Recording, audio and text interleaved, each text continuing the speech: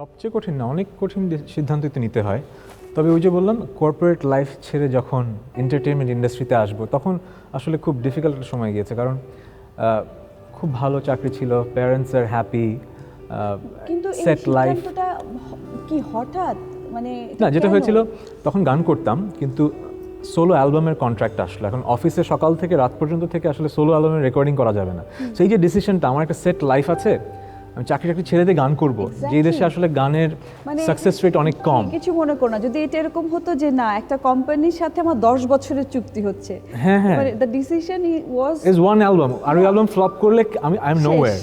আমার কর্পোরেট লাইফও গেল, আমার এন্টারটেইনমেন্টও গেল। So that was very difficult, but আমি ভেরি লাকি। আমার কর্পোরেট যে বসেস ছিলেন, আমার প্যারেন্টস, মানে দে সেড যে লাইফ একবারই আসবে, সো তুমি এই চান্সটা যদি না নাও, আমার মনে হচ্ছিল I would regret this 10 years down the line। আমার মনে হবে ইস যদি চান্সটা নিতাম। And I think that was the best decision of my life.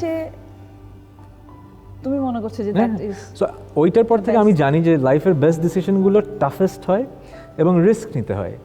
যদি সেফ একটা লাইফ লিড করি, লাইফটা খুব বোরিং হবে আর এবং অ্যাচিভমেন্টস থাকবে না।